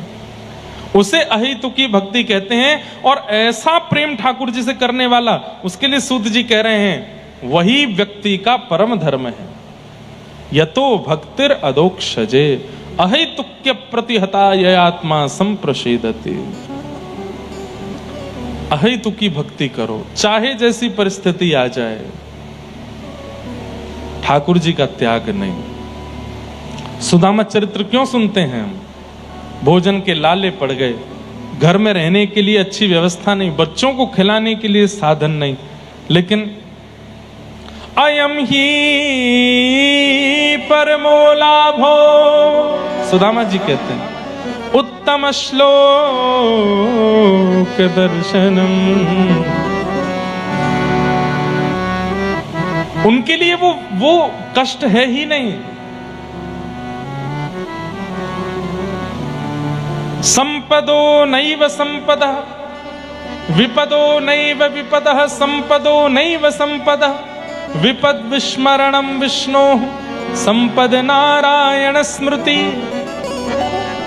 वास्तव में विपत्ति कोई विपत्ति नहीं है। पैर में लग गई, सिर में लग गई, कान में लग गई, हृदय में लग गई, पेट में लग गई, कोई भी पीड़ा हो गई या परिवार में कुछ हो गया, ये विपत्ति नहीं है। बहुत धन मिल गया, करोड़ों का फायदा हो गया, इतनी बड़ी प्रॉपर्टी मिल गई, ये मिल गया, ये संपत्ति नहीं। तो ठाकुर जी को भूल जाना, इससे बड़ी कोई विपत्ति नहीं, और ठाकुर जी की हमेशा याद बने रहना, इससे बड़ी कोई संपत्ति नहीं हो सकती। चाहे जैसी परिस्थिति आ जाए, ठाकुर जी को आप भूलते नहीं हो तो आप सबसे बड़े संपत्तिवान हो। आपसे बड़ा कोई संपत्तिवान नहीं है। ठाकुर जी को नहीं भूलते। धर्मस्वनिष्ठितः पुंसां विश्वक्सेन कथासु यः नोत्पादयेदधिरतिं श्रम एव हि केवलम्।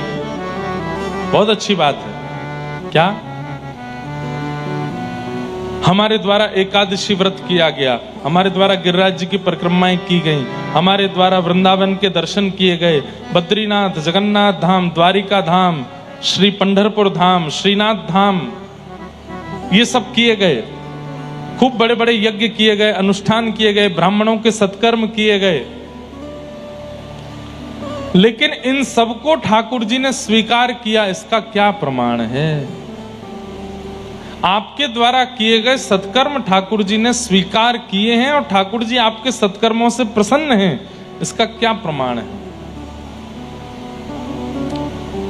तब यहां कहते हैं विश्वक्सेन कथासु यः, भगवान की कथा में रुचि होना, ठाकुर जी की कथा में मन लगना। ध्यान से सुनना, ठाकुर जी की कथा में मन लगना, ठाकुर जी की कथा में रुचि होना। जैसे व्यास जी कहें कि अब आज की कथा विश्राम, आगे की कथा कल कहेंगे, तो मन में बड़ी घबराहट हो जाना। अब कैसे निकलेंगे 12 घंटे, 24 घंटे बाद कथा सुननी है, 24 घंटे कैसे निकलेंगे? इस प्रकार कथा के प्रति व्याकुलता चित्त में रहना, ये इस बात का प्रमाण है कि आपके द्वारा किए गए समस्त सत्कर्म, व्रत, अनुष्ठान सब ठाकुर जी स्वीकार करते हैं। समझ में आई बात? ठाकुर जी की आपके प्रति स्वीकृति का प्रमाण है सत्संग में रुचि होना, सत्संग में मन लगना। और सत्संग में बैठे बैठे आलस आना, सत्संग में बैठे बैठे मन ना लगना, उठ के जाने की इच्छा होना, निद्रा आना, ठीक है अब कल से घर पे ही सुन लेंगे, यहाँ आओ गर्मी लगती है, ऐसा है वैसा है। नहीं, ठाकुर जी की अप्रसन्नता का प्रमाण है ये सत्संग में रुचि ना होना। यहां हम आते हैं 6:30 बजे, कई बार 7 भी बज गए, आज तो 7 बज गए, पर सुनने वाले लोग 2 बजे से आ जाते हैं, 3 बजे से आ जाते हैं। जिनको सुननी है कथा वो 2 बजे 3 बजे से आ जाते हैं, इतनी जल्दी आकर के बैठ जाते हैं यहाँ पर। अभी दिसंबर में मुंबई में कथा थी, दादर में। कौन कौन आए थे उसमें? आप लोग आए थे भैया। बंबई वाले हमको वहां दादर के, और दादर के आगे कौन सी जगह पड़ती है, हाँ जो भी पढ़ते हैं, वहां के इतने सारे लोग, न्यूज वाले और सब आके बोले कथा होती है 4-5 बजे से और लाइन लगती थी सुबह 8 बजे से। हैं अंतिम दिन की कथा में तो रात्रि 12 बजे से बच्चे और सब युवा बालक, मैं अपनी जहां रुका था वहां खिड़की में से देखूं और जहां तक देखूं लाइन, रात में 2 बजे मैं तो उठा था जल पीने के लिए और मैं देखूं तो हरे कृष्ण महामंत्र चल रहा है। मैंने कि भाई 2 बजे कौन गा रहा है?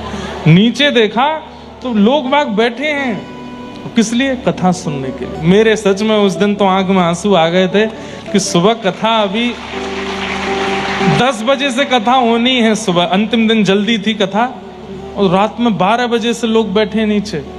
क्यों? वहां लाइन लगती थी, लाइन लग के भीतर, और जो पहले आएगा उसको आगे बैठने को मिलता था, तो हमको भागवत जी के पास बैठने को मिला। इसे 2-2 बजे से बच्चे बैठते,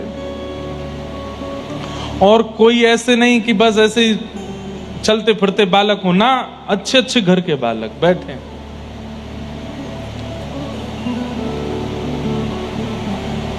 तब ये वाला श्लोक मेरे मन में आता था कि सूत जी महाराज कहते हैं कि ठाकुर जी आपसे प्रसन्न हैं, इस बात का प्रमाण कथा के प्रति आपकी रुचि ये बताती है। उत्सुकता, व्याकुलता, जैसे पता है कथा में जाना है, हम जाएंगे, कथा सुनेंगे, पूरी बैठ के सुनेंगे, जहां जगह मिल जाएगी बैठ के सुन लेंगे। ये रुचि, ये उत्सुकता, ये इस बात का प्रमाण है कि ठाकुर जी आपसे प्रसन्न हैं। इंद्रेश जी ये तो हर साल आते हैं उल्लासनगर, कौन सी बड़ी बात है? ऐसे मन में भाव आ रहे हैं तो हम अपनी नहीं कह रहे हैं, कथा के प्रति यदि ये भाव आ जाता है, आलस्य का भाव आ जाता है और कोई भाव आते हैं, तो श्रम एवहि केवलम नोत्पादये दधिरतिम, श्रम एवहि केवलम। आप अगर इस प्रकार कथा के प्रति, सत्संग के प्रति भाव रखते हो तो कह रहे हैं कि आपके द्वारा की गई एकादशी केवल कोरी मेहनत है, ठाकुर जी उससे प्रसन्न नहीं होते। आपके द्वारा किया गया गोवर्धन वृंदावन की परिक्रमा, यमुना स्नान, गंगा स्नान, बद्रीनाथ, केदारनाथ, गंगोत्री, यमुनोत्री, जगन्नाथपुरी, द्वारिका आदि का भ्रमण, सब केवल और केवल एक श्रम है। कथा के प्रति रुचि, तो अब रुचि के बारे में बात करो कथा की, तो सबसे बड़े रुचिकर भागवत के हैं परीक्षित। कल चौथे दिन की कथा में ये प्रसंग आना चाहिए, लेकिन मैं अभी बता देता हूं ताकि आपको अनुभव हो कि कथा के प्रति उत्सुकता कैसी होनी चाहिए। 4 दिन हो गए कथा सुनते सुनते, दिन रात कथा चल रही है 24 घंटे, और एक आसन पर बैठे हैं परीक्षित। 7 दिन बाद मृत्यु हो जानी है तक्षक सर्प के दंशन से, और चौथे दिन की कथा जब आती है तो 2 श्लोकों में संपूर्ण कृष्ण कथा सुना करके विश्राम कर देते हैं। तब सामने बैठे परीक्षित कहते हैं, कथितो वंश विस्तारो भवता सोम सूर्ययो राज्ञां चो भयवंशाना चरितम परमाद्भुतम। मुझे भूख नहीं है, मुझे प्यास नहीं है, मुझे निद्रा नहीं है, केवल और केवल कृष्ण लीला सुनाई है, कृष्ण कथा सुनाई है। थोड़ी देर आराम कर लो परीक्षित, तुम 4 दिन से बैठे हो। तो परीक्षित कहते हैं, आप जब कथा सुनाते हैं और कथा सुनते सुनते जब मेरे नेत्र बंद हो जाते हैं भाव में, वहीं आराम हो जाता है। आप जब ठाकुर जी की मधुर लीला सुनाते हैं, उसी से मेरा पेट भर जाता है। आप जब रस भरे श्लोक बोलते हैं, उसी से मेरी प्यास बुझ जाती है। मुझे संसार की वस्तु की आवश्यकता नहीं, कृपा करके मुझे कथा सुनाओ। भक्तमालकार श्री नाभा जी तो कहते हैं कि 7 दिन बाद तक्षक सर्प के दंशन से परीक्षित की मृत्यु नहीं हुई। तो जैसे ही सुखदेव जी व्यास आसन पर खड़े हो गए और बोले अब कथा विश्राम होती है, तुम तो राजन मरिष्यति पशु बुद्धि में माम जही, तुम मरोगे ये पशु बुद्धि है। कथा विश्राम करके जैसे ही सुखदेव जी जाने लगे, परीक्षित जी के प्राण उस विरह में निकल गए कि अब कथा विश्राम हो गई, अब कैसे जीऊंगा मैं। तक्षक सर्प ने तो आकर के उनके मरे हुए शव का स्पर्श किया, ऐसा अनेक संत जन और नाभाजी भक्तमालकारों का कहना है। पर वास्तव में तो श्री परीक्षित जी के प्राण कथा के वियोग में चले गए। बंधु, ये कथा के प्रति रुचि किसकी नहीं है? हमें एक नाम बता दो। जितने भी भगवत प्राप्त हैं सब ठाकुर जी कथा के प्रति रुचि रखते हैं। सबसे पहला नाम जो सब जानते हैं, प्रभु चरित्र सुनवे को रसिया, राम लखन सीता मन बसिया। श्री हनुमान जी महाराज। पूरी हनुमान चालीसा में गोस्वामी जी ने ये नहीं कहा कि लड्डू का भोग लगाओ, ये नहीं कहा कौवा के पत्ते लगाओ, ये नहीं कहा सिंदूर लगाओ, लेकिन हनुमान जी की सबसे प्रिय वस्तु का उद्घाटन कर दिया। क्या? प्रभु चरित्र सुनवे को रसिया। और दुनिया के लोग सिंदूर चढ़ाते हैं, अकौवा के पत्ते पर राम नाम लग के चढ़ाते हैं, लड्डू का भोग लगाते हैं, पर कथा नहीं सुनाते हनुमान जी को, जो सबसे प्रिय है उनको। महादेव भोले बाबा निरंतर नेत्र बंद करके बैठे रहते हैं। पार्वती जी पूछती हैं आप क्या कर रहे हैं? तो महादेव के मुख से निकलता है, मुनिंद वृंद वंदिते त्रिलोक शोक हारिणी। ये राधा कृपा कटाक्ष कौन गा रहा है? वो देव आदिदेव महादेव गा रहे हैं, जो निरंतर प्रिया प्रियतम के चिंतन में ही लगे रहते हैं। उन्हें भी कथा प्रिय है, अमर कथा सुनाते रहते हैं पार्वती जी को। तीसरा, आपकी महाराष्ट्र भूमि से रुक्मणी जी भगवान को जब पत्र लिख करके भेजती हैं तो क्या कहती हैं? श्रुत्वा गुणान भुवन सुंदर शृण्वतां ते निर्विश्य कर्ण विवरई हर तुंगतापम। मैंने आपको देखा नहीं है, पर आपकी कथाएं बहुत सुनी हैं, और आपकी कथा सुनने में मुझे बहुत सुख मिलता है। कई जगह तो कहते हैं कि ब्राह्मण देवता पत्र लेकर के भगवान के पास गए, भगवान ने पत्र खोल के पहला श्लोक की पहली पंक्ति पढ़ी और तुरंत पत्र बंद करके बोले अब तो ब्याह इन्हीं से करना है। क्यों? कथा के प्रति इतनी रुचि रखती हैं, ये हमारी अर्धांगिनी बनने लायक है। हनुमान जी, महादेव, रुक्मणी, और अब आ जाओ व्रजमंडल। तब कथामृतम तप्त जीवनम कवि भीरेड़ितम कल्मषापहम् श्रवण मंगलम श्रीमदाततं भुवि गृह्णन्ति ते भूरिदा जना। व्रज की गोपियां वो भी ठाकुर जी के विरह में यही कहती हैं कि आपकी कथा अमृत है। हे नाथ, तुम चले गए हमें छोड़ के, पर कृपा करके कथा को मत छोड़ के जाने देना, ये हमारे जीवन में सदा रहे। क्यों? कथा के प्रति रुचि इस बात का प्रमाण है कि ठाकुर जी आपसे प्रेम करते हैं। और या फिर ऐसा कहो, कथा के प्रति रुचि ही ठाकुर जी को आपके प्रति प्रेम कराएगी।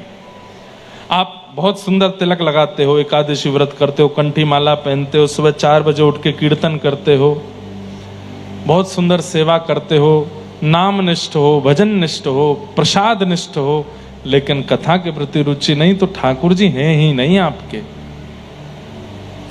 मैं 1-2 लोगों से ऐसों से मिला हूं, उनके घर पर रुका, 4 बजे उठ के भजन करते हैं, खूब सुंदर तिलक लगाते हैं, इतनी बढ़िया सेवा करते हैं ठाकुर जी की, इतना बढ़िया सब भोग प्रसाद, पर कथा में जब वो आते थे मुझको लेके, उनके घर ही रुका था मैं, विदेश की बात है। मैं जैसे व्यास मंच पे बैठा तो मैं नजर घुमा के देखी तो सो गए। और मैंने कहा चलो थक गए होंगे, कल रात्रि में भारत से आया हूं, इसलिए रात्रि में आए थे, सुबह जल्दी उठ गए इसलिए सो गए होंगे। अगले दिन फिर सो गए, तीसरे दिन फिर सो गए। वो 7 दिन तक सोते ही रहे, कथा प्रारंभ होते और सो जाते। एक दिन मैं उनके साथ बैठा तो मैंने उनका अवगुण नहीं बताया, पर मैंने परखना चाहा कि कथा के प्रति रुचि नहीं है इनकी, सो जाते हैं, कुछ तो किसी रूप में तो बताएंगे, किसी रूप में तो पता चलेगा कि कथा का प्रभाव नहीं है। और उसका पता चल गया। क्या?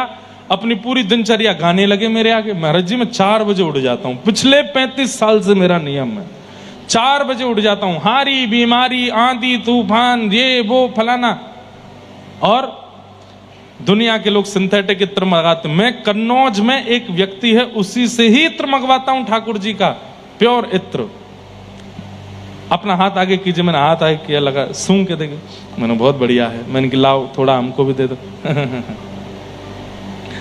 आपके लिए भिजवा दूंगा, मैं घर भिजवा दूंगा आपके लिए। नहीं अभी नहीं दूंगा। ये वस्त्र देख रहे हैं महाराज जी, इसमें असली चांदी का काम है, इसमें असली सोने का काम है। बस जैसे ही उन्होंने अपना उद्घाटन किया, बातों का पता चल गया कि सत्संग नहीं है। क्यों? क्योंकि अपने भजन का प्रचार कर रहे हैं, अपनी सेवा का प्रचार कर रहे हैं, अपनी बातों का प्रचार कर रहे हैं। ठाकुर जी इनसे प्रसन्न नहीं है। सत्संग निर्माण करता है व्यक्ति का, इसीलिए यहां पर कहा गया धर्मस्वनिष्ठितः पुंसाम विश्वक्सेन कथासु नोत्पादये दधिरतिम श्रम एव ही केवलम। क्यों तुकाराम जी महाराज सत्संग के लिए कहते, नामदेव जी सत्संग के लिए, ज्ञानेश्वर माउली सत्संग। अरे पंढरीनाथ भगवान मंदिर में बैठे, केवल दिन रात दर्शन करो, सत्संग मत सुनो। नहीं, कोई नहीं कह सकता ऐसा। दर्शन एक बार करो पर सत्संग पूरे दिन करो। क्यों? बोले सत्संग ही ठाकुर जी की अनुकूलता चित्त में प्रकट करेगा, उनके योग्य बनाएगा। और सत्संग में बनने वाली रुचि ही ठाकुर जी के प्रेम का आकलन बताती है, पैरामीटर बताती है कितना प्रेम है। व्यास जी बैठे, जब तक उठे नहीं तब तक ध्यानस्थ बैठ के कथा सुन रहे हैं, तो समझो पूरा पूरा प्रेम है। बीच में कभी सिर गुजार रहे हैं, कभी उबास ही ले रहे हैं, फोन चला रहे हैं, इधर कमर पकड़ के बैठे हैं, इधर अब बहुत देर हो गई, कोई भजन क्यों नहीं गा रहे महाराज जी, ऐसा मन में। ये सब जो थोड़ी बहुत भी विचलनता, मतलब समझो उतना ही प्रेम है, अब थोड़ा कम है, घटा है। कई जगह कथा होती है, वहां मैं भूल ही जाता हूं कि मुझे कुछ गाना है, वो कथा ही कथा चलती रहती है और लोग बाग सुनते रहते हैं। तो पता चलता है कि कितना प्रेम ठाकुर जी का इन सब से, कि इनका सत्संग में रुचि है, सत्संग में भाव। हनुमान जी महाराज एक बार कथा में बैठ के रो रहे थे। यत्र यत्र रघुनाथ कीर्तनम तत्र तत्र कृत मस्तकांजलिम बाष्पवारि परिपूर्ण लोचनम मारुतिम नमत राक्षसांतकम। नेत्र भरे रहते हैं हनुमान जी के जितनी देर कथा में रहते हैं, रो रहे थे। तभी राम जी से देखा नहीं कि अरे मेरा हनुमान कितना रो रहा है, मैं इससे मिलके आता हूं। जैसे ही गए, रोते हुए हनुमान जी महाराज रो रहे थे, मेरे राघव, मेरे राम, मेरे प्रभु, मेरे इष्ट, मेरे प्राण धन। तभी राम जी गए, कंधा पर हाथ रखा। हनुमान जी महाराज की आंख खुली, कथा चल रही थी। राम जी को देखा, राम जी बोले मैं आ गया हनुमान, तू मत रो, मैं तेरे पास ही खड़ा हूं। बोले जय जय, 2 घंटे की कथा रह गई, अभी बाहर जाओ, 2 घंटा और रोने दो मेरे को, 2 घंटे बाद मिलना। बोले मैं मिल गया, फिर क्यों रो रहा है? आप मिलते हो तो केवल नेत्रों को दिखाई देते हो, पर ये वक्ता कथा सुनाते हैं ना, रोम रोम का आपका दर्शन करा देते हैं। ऐसा लगता है मन बुद्धि चित्त प्राण सबको आप दिख गए हो। अरे चैतन्य महाप्रभु अपने एक शिष्य से रोज कथा सुनने के लिए जाते थे महाप्रभु जी। अब सोचो, ऐसी कथा सुनने वाले श्रोता हैं ही नहीं। क्यों? ठाकुर जी भी प्रेम करते नहीं। चैतन्य महाप्रभु का तो नाम सुना, उनसे कितना प्रेम करते। राधा कृष्ण मिलित तनु हैं, ठाकुर जी का ही अवतार हैं, अपने शिष्य से कथा सुन रहे हैं। और कथा में कितनी सामान्य सी बात कही गई, ध्यान से सुनना, कि ध्रुव जी महाराज 5 महीने से तप कर रहे हैं। चैतन्य महाप्रभु सुन रहे हैं, कथा में कह रहे हैं श्री ध्रुव जी महाराज 5 महीने से भजन कर रहे हैं। तिरात्रांते कपित्थ बदरासन। पहले महीने कैसे भजन किया? बोले 3 रात्रि कुछ नहीं खाते, 3 रात्रि बाद केवल कपित्थ फल खा के भजन कर रहे हैं, ओम नमो भगवते वासुदेवाय। दूसरा महीना जब प्रारंभ हुआ तो 6 दिन तक कुछ नहीं खाते, 6 दिन बाद केवल पत्ते खा करके जल पी के भजन कर रहे हैं।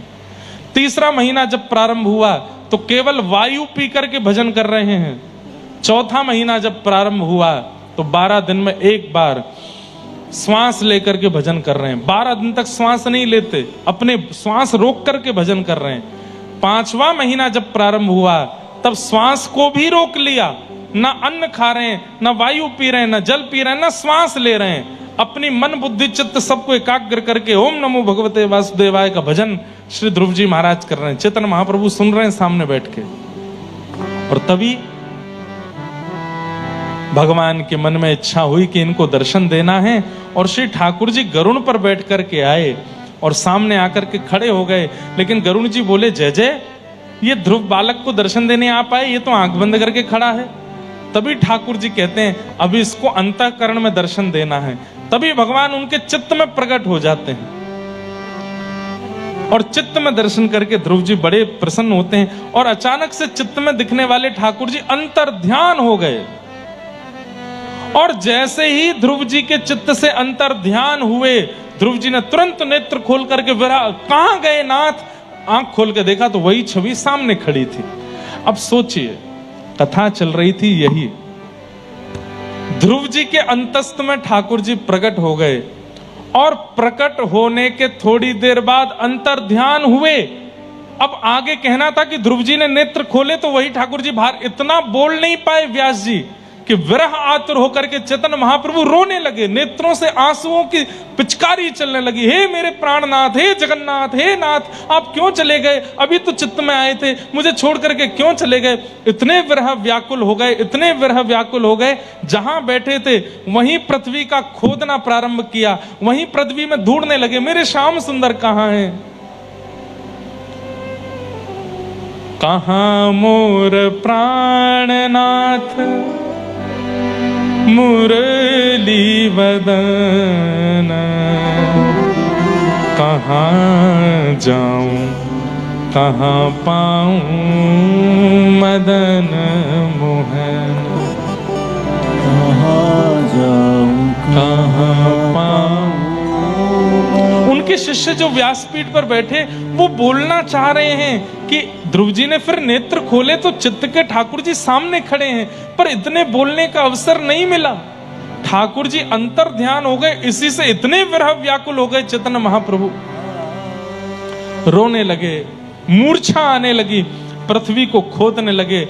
ठाकुर जी उनकी विरह वेदना को देख नहीं पाए और जैसे ही पृथ्वी खोदने लगे, कहां है मेरे प्राणनाथ, क्यों चले गए मुझे छोड़ के, मैंने क्या अपराध किया, अभी तो आए थे चित्त में, क्यों चले गए? और जैसे इस भाव से पृथ्वी खोदने लगे, तभी पृथ्वी के भीतर से श्री गोपीनाथ प्रकट हो गए और श्री चैतन्य महाप्रभु ने उनको हृदय से लगा लिया। और उन्हीं गोपीनाथ जी को अपने शिष्य वक्ता को उन्होंने सेवा के लिए दिए। फिर कालांतर में जब चैतन्य महाप्रभु भगवत धाम प्रस्थान कर गए, जगन्नाथ जी में विलीन हो गए, तब उनके शिष्य रो रो करके इतने बेहाल हुए कि उनकी कमर झुक गई। तो गोपीनाथ जी को चंदन नहीं लगा पाते थे, तो गोपीनाथ जी के मुंह पे चंदन लग जाता था, तो एक पुजारी रख दिए। ठाकुर जी बोले, पुजारी से सेवा नहीं कराऊंगा, सेवा तुम ही करोगे। तो बोले, मेरी कमर झुक गई नाथ, हाथ नहीं आता। तो ठाकुर जी बैठ गए नीचे और आज भी विराजमान है टोटा गोपीनाथ। सब जगह खड़े हुए ठाकुर जी हैं, त्रिभंग लली श्याम सुंदर हैं, जगन्नाथपुरी के पास में टोटा गोपीनाथ। ऐसे जैसे हम बैठे हैं, ऐसे बैठे हुए ठाकुर जी वंशी बजा रहे हैं। ये वही ठाकुर जी हैं जो महाप्रभु जी को पृथ्वी से प्राप्त हुए। कथा सुनते सुनते विरह हो गया।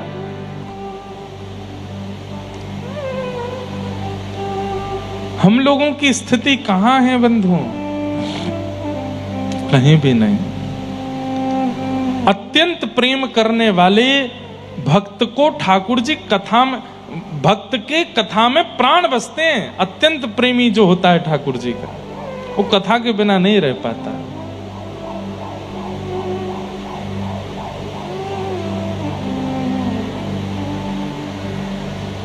कथा के बिना नहीं रह पाता।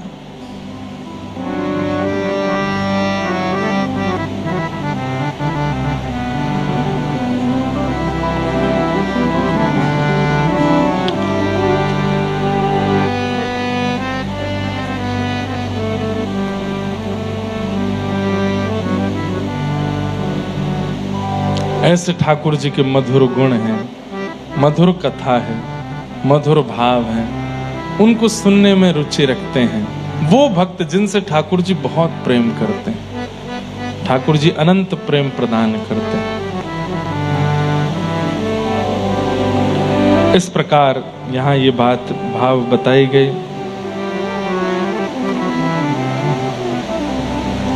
धर्मस्य यापवर्गस्य नार्थोऽर्थायोपकल्पते नार्थस्य धर्मैकान्तस्य कामो लाभाय स्मृत। धर्मस्य यापवर्गस्य, धर्म अपवर्ग है, पवर्ग नहीं है। अपवर्ग मतलब प फ ब भ म, पाप, फल, बंधन, भय और मृत्यु। इन पंच स्थितियों में भगवत स्मरण करने वाला व्यक्ति उचित भक्त नहीं माना जाता। कौन कौन सी पंच स्थिति? पाप करने के बाद भगवत दर्शन, पाप करने के बाद प्रायश्चित रूप में भजन करने वाला व्यक्ति, फल की प्राप्ति से भजन करने वाला व्यक्ति, बंधन में बंध करके भजन करने वाला व्यक्ति, भय से भजन करने वाला व्यक्ति और मृत्यु समीप आई है इसलिए भजन करने वाला व्यक्ति ठाकुर जी को प्रिय नहीं है। हाँ, भजन के फल से उसको जो चाहेगा मिलेगा, लेकिन भगवत प्राप्ति नहीं हो सकती। पाप, फल, बंधन, भय, मृत्यु की स्थिति में भजन करने वाला व्यक्ति, वो तो बिना किसी कामना के भजन करता है, बिना किसी कामना के ठाकुर जी को याद करता है, बिना किसी भय से ठाकुर जी का स्मरण करता है। उसके अंदर कोई कामना नहीं है, कोई पाप का प्रायश्चित नहीं है, कोई फल की कामना नहीं है, कोई बंधन नहीं है, कोई भय नहीं है। वो तो निर्भय होकर के ठाकुर जी का भजन करता है।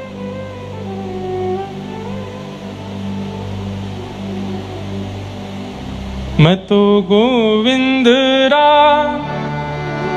गुण गासू,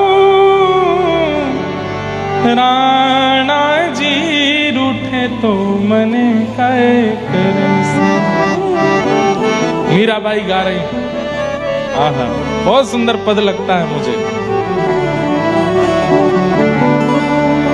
राम नाम रा जहाज चला स्या, राम नाम रा जहाज चला स्या। आज तीसरा दिन है कथा का और मीराबाई रोज आती हैं कथा में। पहले दिन भी मीराबाई का पद आया, कल भी मीराबाई के पद आया, आज भी। इतनी बाईसा कृपा सब जगह नहीं करते, पता नहीं क्यों रोज कथा में बाईसा आ रहे हैं। गाओ, करताल बजाते हुए गाओ। राम नाम रा जहाज चला स्या, राम नाम रा जहाज चला स्या। राम नाम रा जहाज चला स्या। राम नाम रा जहाज चला स्या। मैं तो भव सागर तर जासूं, मैं तो भव सागर मैं तो भव सागर तर जासूं, मैं तो भव सागर तर जासूं। तो मैं तो गोविंद रा गुण गासूं, राणा जी रूठे तो मने काय करसी।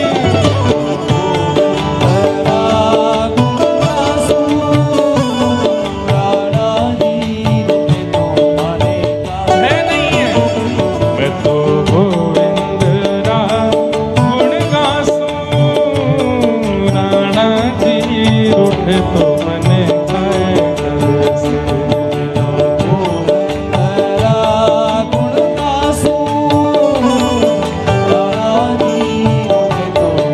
अरे तुम लोग कहते हो कि भजन मत किया कर मीरा, और किया कर तो धीरे धीरे किया कर, तेरे देवर को अच्छा नहीं लगता। मीराबाई बोली, मारा तो बहुत बार मुझे, लेकिन मार नहीं पाया। अब ज्यादा से ज्यादा क्या करेगा, नगर से निकाल देगा। ये रूठेंगे तो नगर से निकालेंगे, लेकिन मेरे प्राणनाथ रूठ गए तो पूरी तीनों लोगों के स्वामी है, मैं कहाँ जाऊंगी? वो निकाल भी देंगे तो मैं कहीं नहीं जा पाऊंगी। इसलिए ये रूठे तो रूठे, वो नहीं रूठना चाहिए। हो मैं तो गोविंद गुण गासूं, राणा जी रूठे तो मैंने काय करसी।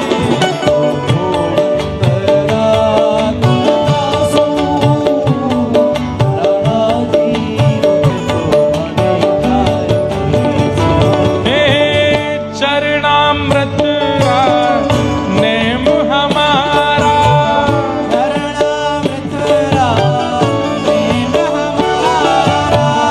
चरणामृत नेम हमारा,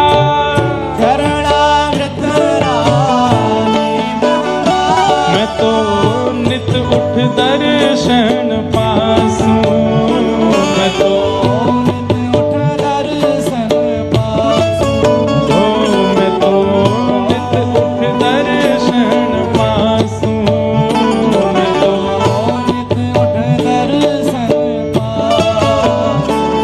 तो गोविंद गुण गासूं, राणा जी रूठे तो मने काय करसी।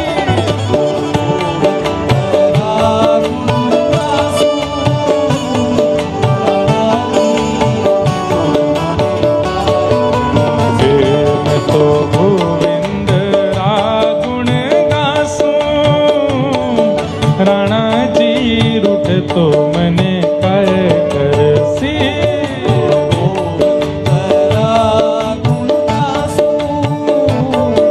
प्यारे गिरधर लाल की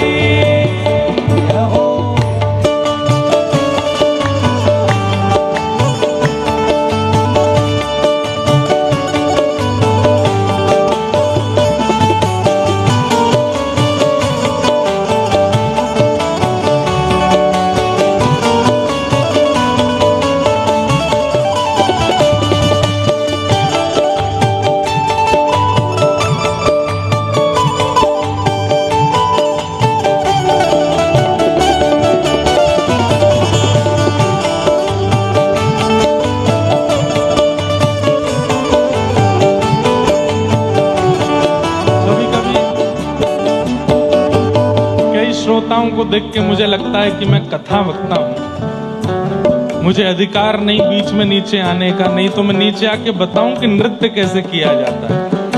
अरे दोनों भुजाएं उठा करके एक पैर इधर करो, फिर एक पैर इधर करो, और मन में ये विचार करो, अब जो बैठे हैं वो बैठे ही रहो, खड़े नहीं हो, कि एक भुजा हमारी श्री ठाकुर जी ने पकड़ी है और दूसरी भुजा श्री किशोरी जी, और दोनों तरफ से हमारे साथ नृत्य कर रहे हैं। मैं तो गोविंद गुण गासूं, राणा जी रूठे तो मने काय करसी।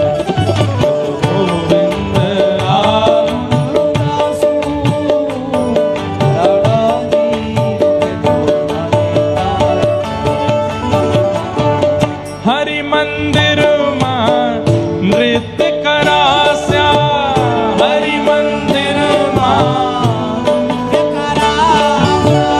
हरि मंदिर मां नृत्य करास्या, हरि मंदिर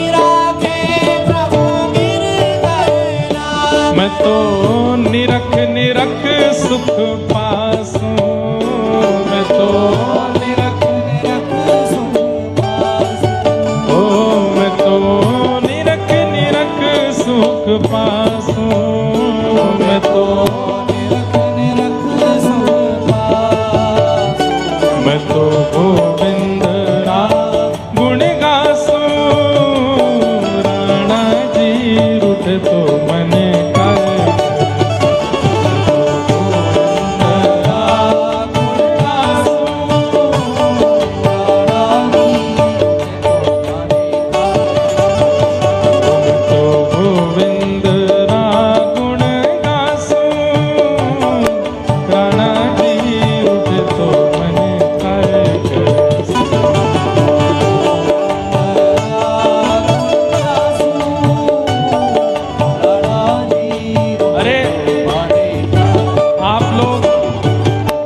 मुझे समझाने आए हो। मीराबाई कहती हैं कि तुम्हारी ननद को अच्छा नहीं लगता, तुम्हारे देवर को अच्छा नहीं लगता, तुम राजघराने की हो, यहाँ किसी को अच्छा नहीं लगता, तुम भजन करती हो।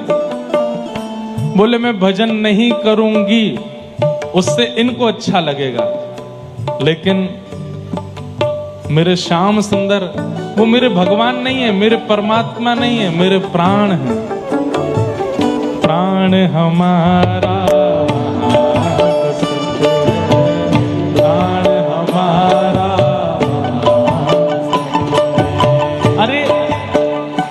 को जो अच्छा लगता है वो तो संसारी लोग करते हैं, प्राणों को जो प्रिय लगे वो भक्त करता है। ओ प्राण हमारा वहाँ बसत है, प्राण हमारा ओ प्राण हमारा वहाँ बसत है, प्राण खाली को यहाँ तो खाली को।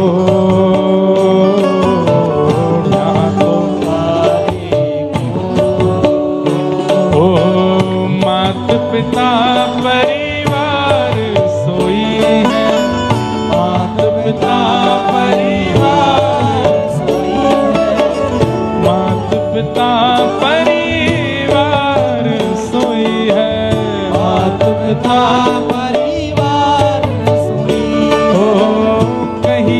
तिनका तोड़ वाला, कहिए तिनका तोड़ वाला, कहिए तिनका तोड़ वाला, कहिए तिनका तोड़। अरे हाँ मैं बैरागन होंगे, मैं